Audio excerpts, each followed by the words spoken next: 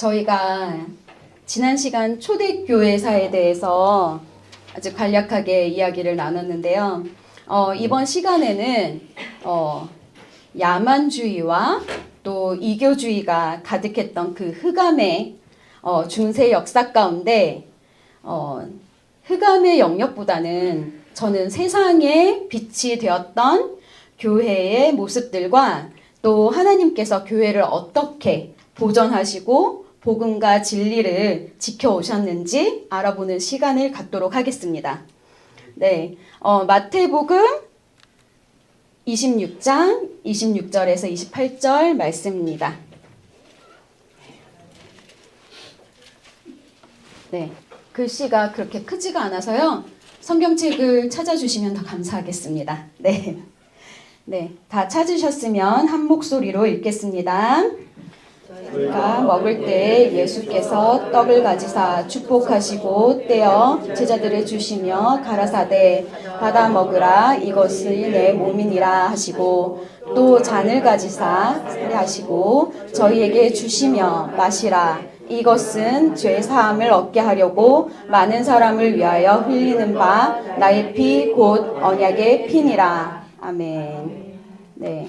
그리고 다음 말씀 요한복음 19장 31절에서 34절입니다.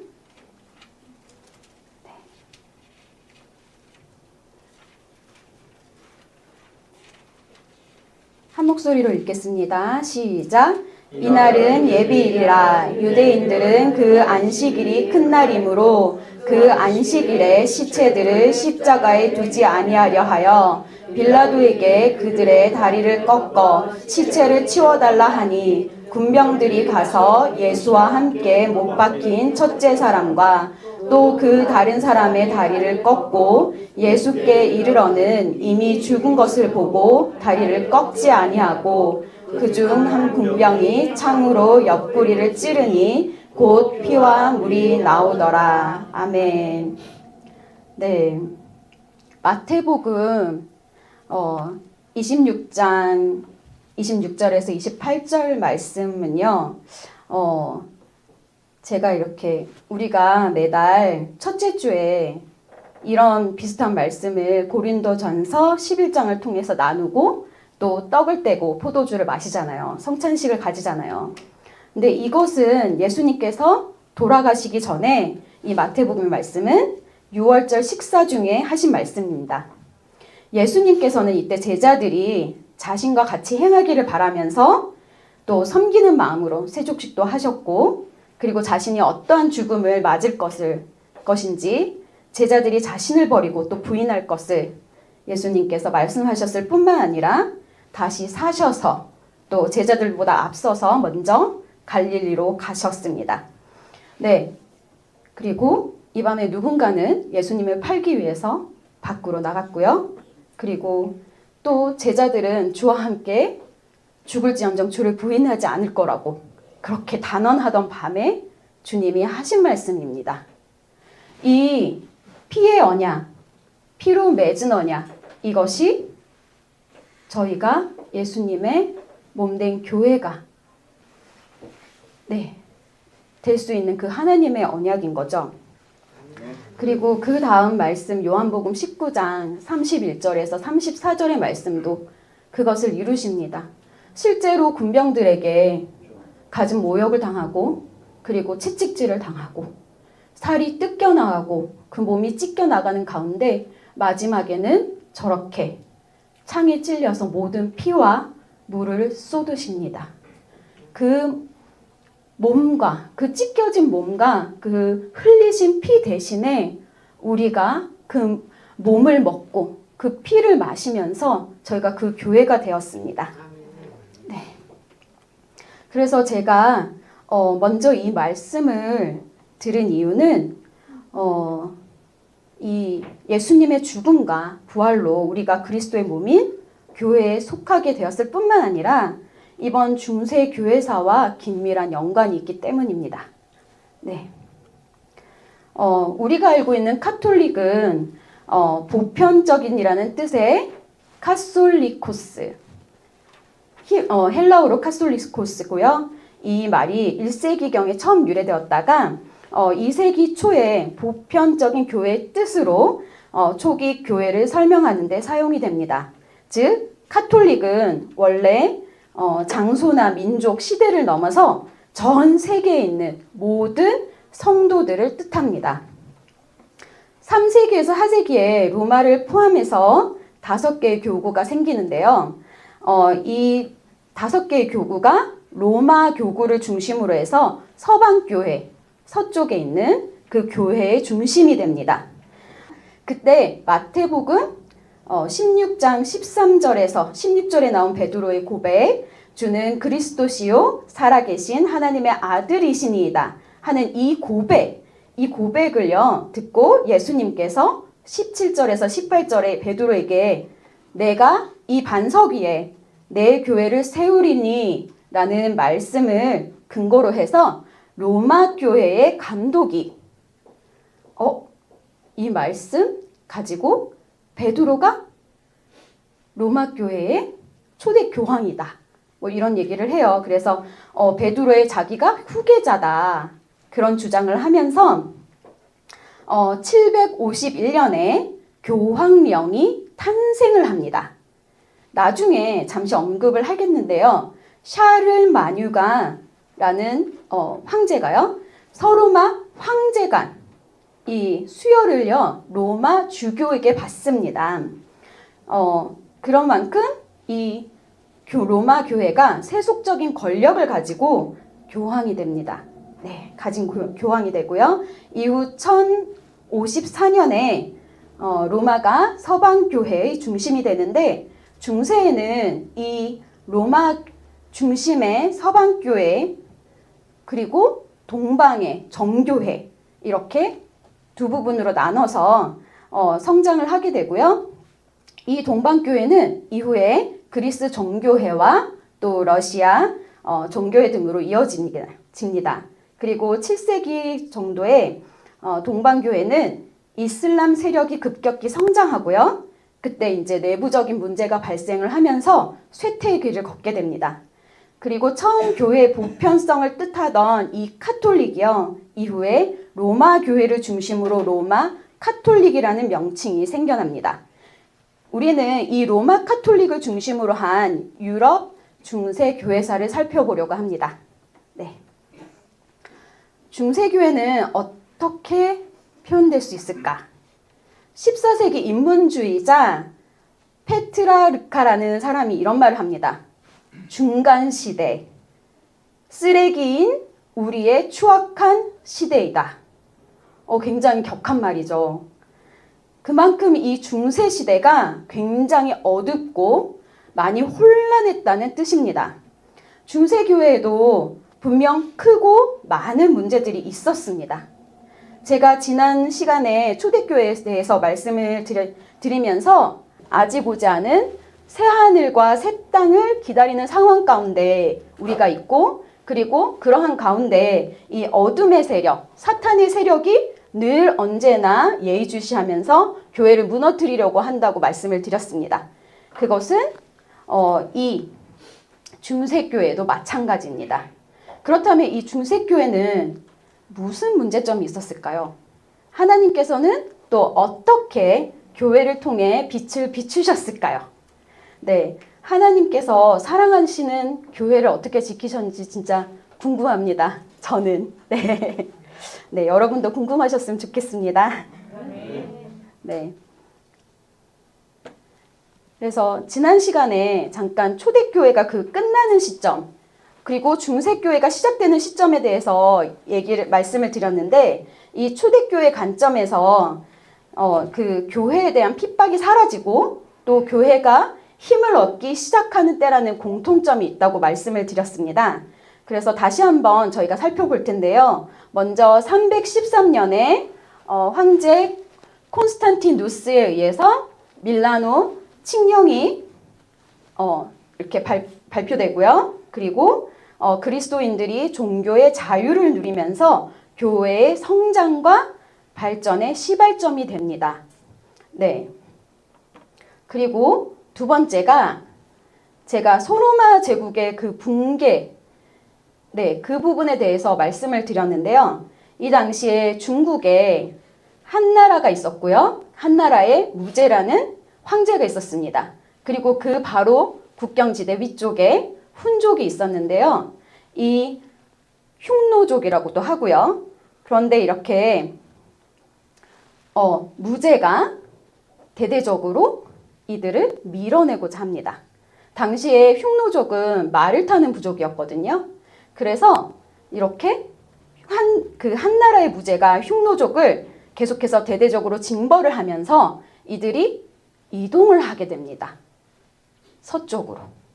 그리고 당시에 서쪽에는 로마가 지배를 하고 있었는데 그때 이 서로마 위쪽에는 게르만 민족이 살고 있었습니다. 당시 게르만 민족은 그 당시에 이제 사람들이 생각하기로는 야만족이다 이렇게 얘기를 하고 있는데요. 이 사람들이 굉장히 덩치가 커요. 그래서 처음에는 이 사람들이 이렇게 인구가 늘어나면서 서로마 제국으로 이렇게 한두 명씩 한두 명은 넘겠죠. 그렇지만 이렇게 대대적으로 들어가진 않았고요.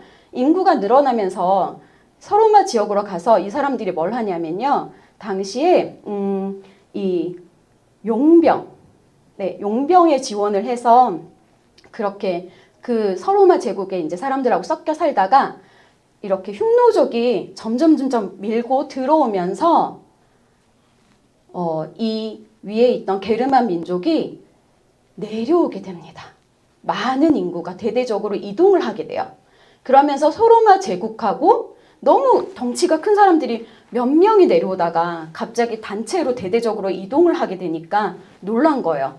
싸움이 시작이 됩니다. 싸움이 되는데 그 시점이 476년이고 그때 용병 대장이었던 이름을 잊어버렸습니다. 제가 너무 어려워서 오도 아케르. 네, 오도 아케르.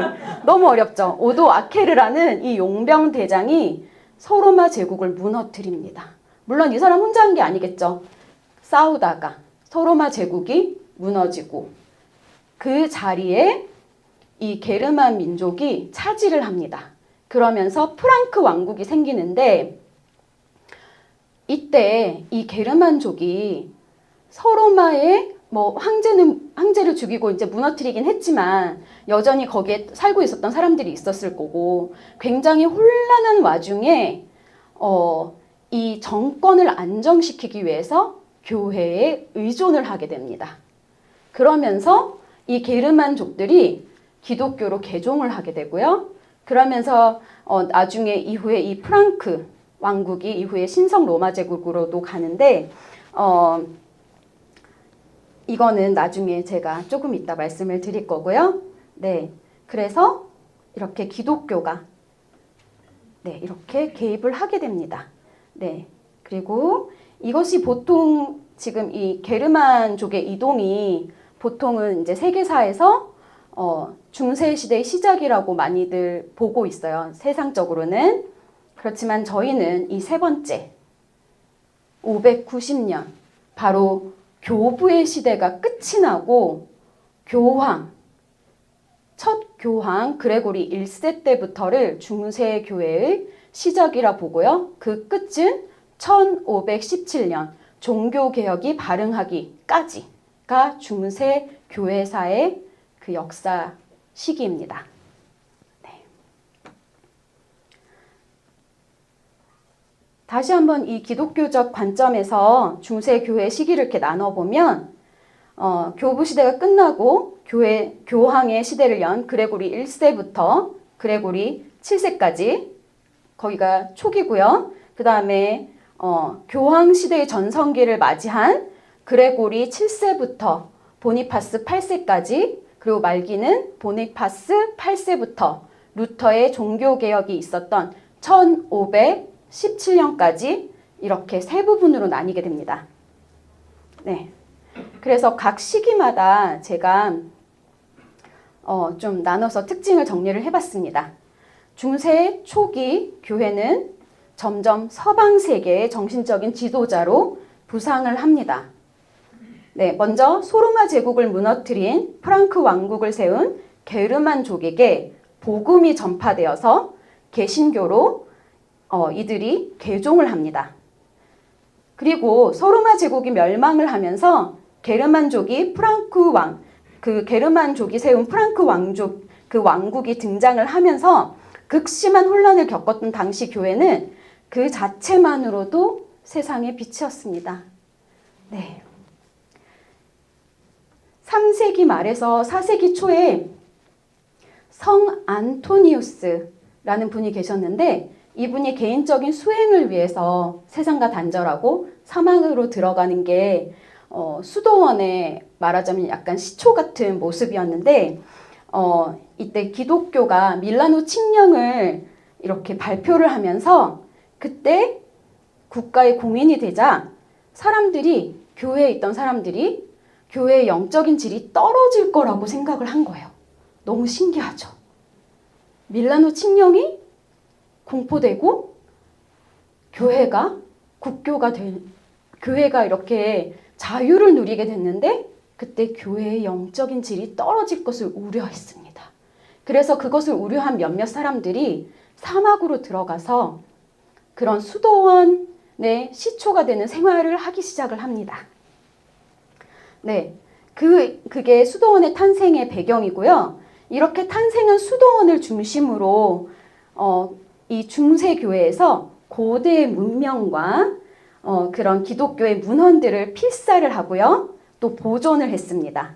그리고 수도원이 이렇게 따로 떨어져서 살았기 때문에 자급자족을 했어야 됐거든요. 그런 어떤 자급자족의 공동체였기 때문에 당시 농업 그리고 건축 같은 것들 그런 것들을 이 수도원을 중심으로 해서 주변에 있는 사람들에게 이렇게 기술을 전하기도 했고요. 그래서 기술이 발전시키기도 했고요.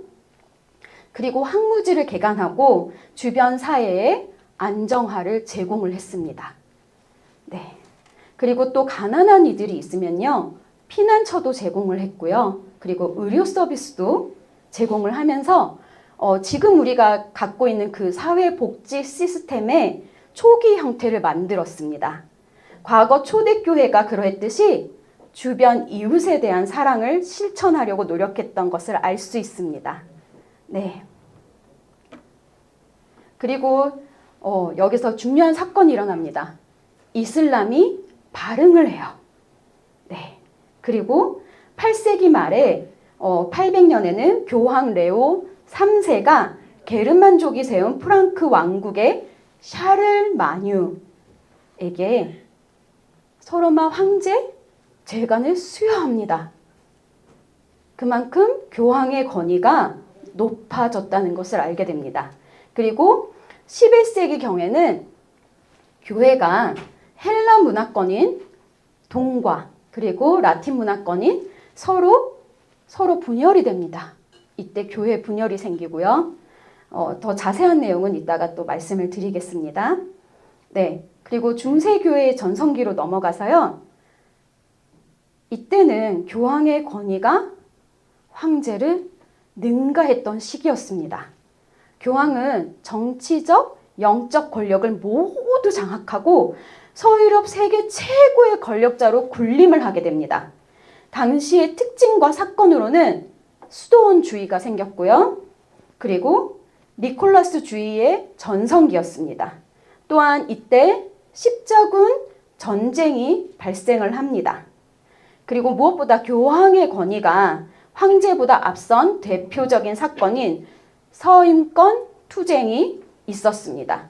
이 서임권 투쟁을 살펴보면 게르만족이 서로마 제국을 물리치고 프랑크 왕국을 세우는데 이 프랑크 왕국이 동, 중, 서로 나눠지고요. 그 중에 동프랑크를 중심으로 해서 신성 로마 제국이 탄생을 합니다. 11세기 후반에서 12세기 초까지 약 50년간 이 교황과 신성 로마 제국이 싸웁니다. 네, 결국 교황은 교회 독립성, 내가 내 밑에 있는 이제 사제들을 내가 임명할 권한을 갖겠다 하고 황제는 아니다. 이건 황제의 권한이다. 이런 싸움이었거든요. 서임권이라는 게.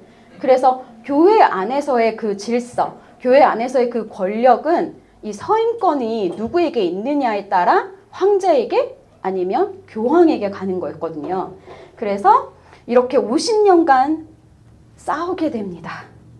당시 교황 그레고리우스 7세는 황제의 주교 서임권을 교회의 타락과 세속화의 원인으로 보고 교황만이 성직자를 임명할 수 있다고 주장하고요. 이에 황제 하인리히 4세가 교황과 갈등을 빚다가 결국에는 무릎을 꿇습니다. 네, 카사노성에 가서요. 무릎을 꿇고 빚습니다. 3일 동안 눈이 막 내리는데. 네, 그곳에서 빌고요. 네, 그리고 결국에는 이렇게 나중에 서임권이 근데 당장에 뺏기지는 않아요.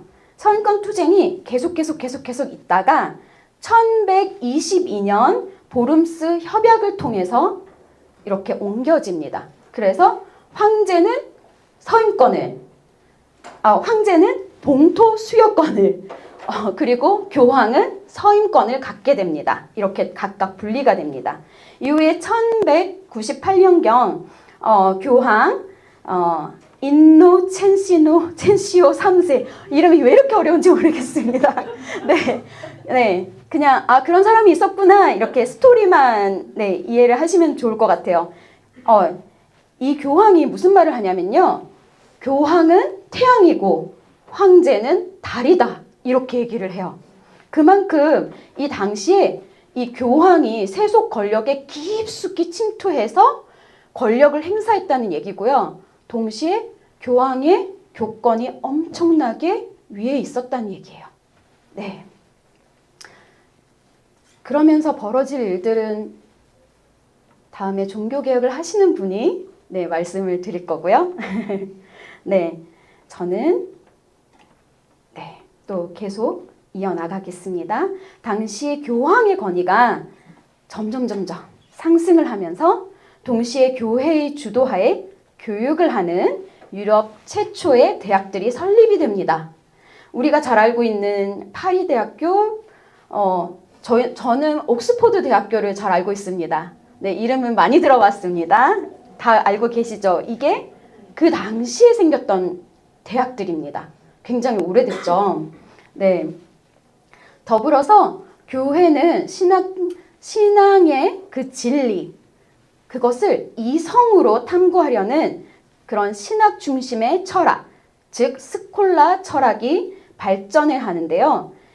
이 스콜라 철학 덕분에 신학과 인문학, 과학 같은 것이 이렇게 발달을 합니다. 꽃을 피우기 시작을 하고요.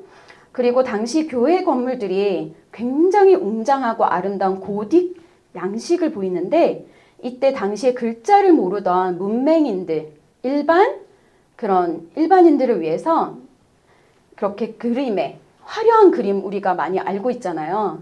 왜 교회에 이렇게 천지창조나 이런 그림들, 그런 그림들을 교회에 이렇게 그려놓음으로써 사람들이 성경을 읽지 않더라도 성경에 있는 내용을 눈으로 보면서 알 수 있도록 했고요. 그리고 우리가 흔히 종교개혁의 원인이 된 그 중세교회의 막강한 권력에 대해서 굉장히 많이 비판을 하는데, 그조차도 하나님께서 이렇게 아름답게 사용하셨다는 것을 우리는 알아야 합니다. 네, 교회가 막강한 굉장히 큰 그 힘을 가졌기 때문에 또한 재정력도 있었고요. 또 당대의 최고 기술을 가지고 있었기 때문에 이런 것들이 다 가능했었습니다. 네.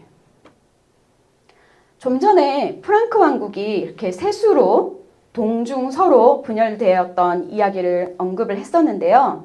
이 거대한 로마 제국이 476년 서로마 제국의 멸망과 함께 소로마에는 프랑크 왕국을 중심으로 나라가 세워지고, 동로마 제국은 비잔틴 제국으로 1000년 이상을 존속합니다. 각각 나뉘죠. 그 사이에 프랑크 왕국만이 아니라 주변에 서고트 왕국, 동고트 왕국, 반달 왕국, 그 다음에 부르근트 왕국, 그리고 앵글로 섹슨 왕국과 같은 나라들도 생겨납니다. 이들이 이후에 유럽의 나라들로 이어지는데요. 프랑크 왕국은 지금의 독일이고요. 그리고 동고트 왕국은 이탈리아, 반달 왕국은 북아프리카와 이탈리아 일부, 그리고 부르쿤트는 갈리아 지역에 있었고요. 그리고 앵글로색슨 왕국 같은 경우에는 지금의 영국입니다. 이들이 중세 말기에 강력한 중한 집권적 국가들로 변모를 하면서 교황의 세속적인 권위가 점점 약해지기 시작을 합니다. 그와 함께 교회의 부패와 세속화에 대한 비판이 커져갔던 시기가 바로 이 말기입니다. 왕권의 강화로 교황은 더 이상 절대 권력을 행사하지 못합니다. 그 사건이 바로 아비뇽 유수라는 건데요. 이게 어떤 사건이냐면요. 1309년에서 1377년에 교황 보니파시오 8세, 아까 전에 이렇게 말기 이렇게 끊겼던 그 시기에 있었던 그 교황들 기억나시나요? 보니파시오 8세가 프랑스의 필리프 4세와 대립하는 중에 패배를 합니다.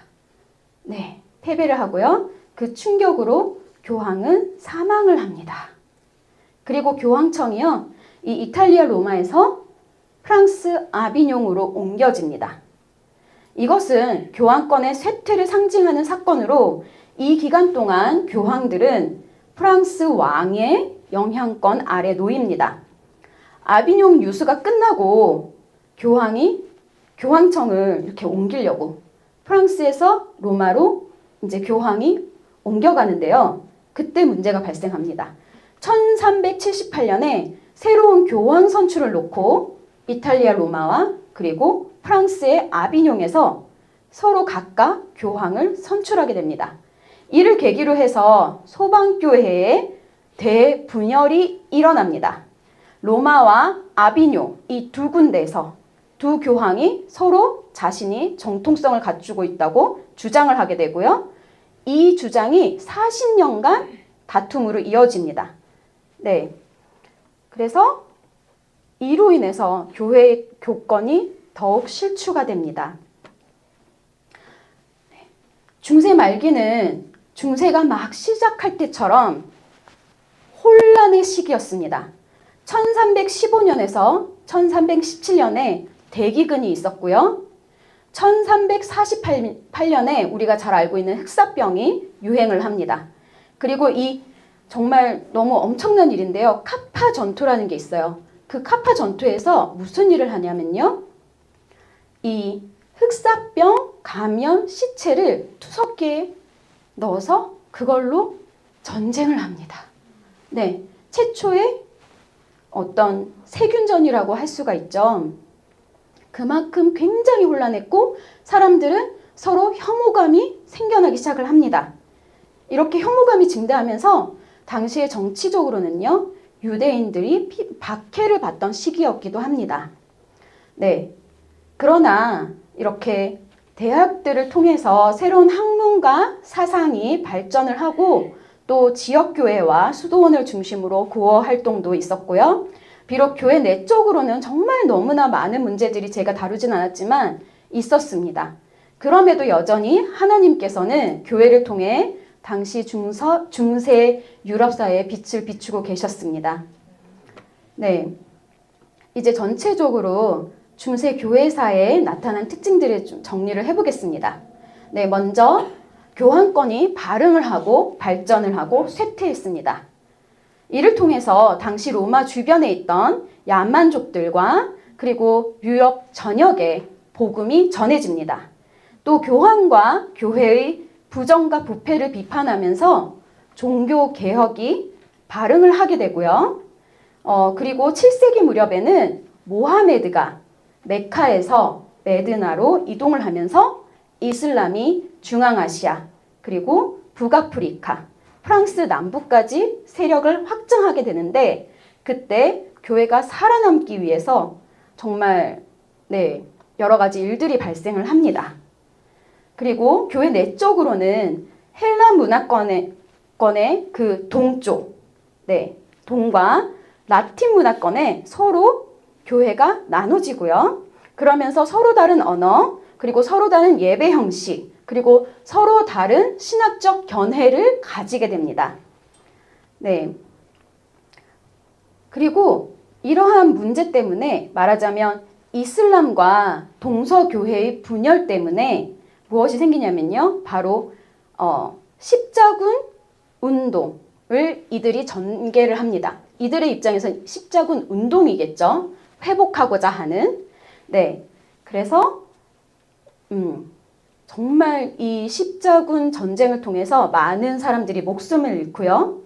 그리고 그들이 원했던 이슬람으로부터 그 성지를 탈환하는 것과 그리고 동서교회가 서로 연합하는 것을 성공하지 못합니다. 네. 그렇지만 이 십자군 전쟁을 통해서 또한 또 긍정적인 측면이 없는 것은 아닙니다. 일단 동서 간에 서로 활발한 교류가 생겼고요. 그리고 국가 민족 간의 단결과 연합을 하게 되고요. 그 다음에 이 전쟁 이후로 상업과 도시가 발달을 하고 화폐가 통용이 됩니다. 그리고 이 전쟁 이후로 봉건제가 무너지고 그리고 부르주아가 생겨요. 이때 우리가 알고 있는 부르주아가 이때 생기고 그리고 교회가 네, 중앙 집권 국가로 변하게 됩니다. 네. 그러면서 이 모든 것들이 전쟁의 실패나 그 다음에 이런 변화되는 이런 중앙 집권화 이런 것들이 다 교권을 쇠퇴시키게 만들어 버립니다. 네. 그리고요, 당시에 스콜라 철학이 발달하면서 지나친 이성 중심이다. 그래서 이것을 비판하면서 뭐가 생겼냐면요. 신비주의와 르네상스 휴머니즘이 생기고요. 그리고 수도원을 중심으로 해서 에큐메니칼 운동, 이 에큐메니칼 운동을 말하자면 사회복지 운동 같은 거예요. 네. 사회복지를 위해서 헌신하고 교회가 이렇게 더 봉사하는 그런 것들을 얘기를 하고 있고요. 지금에 와서는 여러분이 잘 알고 계신 WCC나 아니면 로잔 대회에서 이런 걸 많이 추진을 하고 있습니다. 그래서 그 부분에 대해서는 제가 자세히 언급하진 않겠고요. 그냥 그렇다는 것만 알고 계시고 그리고 이 수도원에서요. 또 교회의 개혁과 갱신운동을 또한 했었습니다. 네.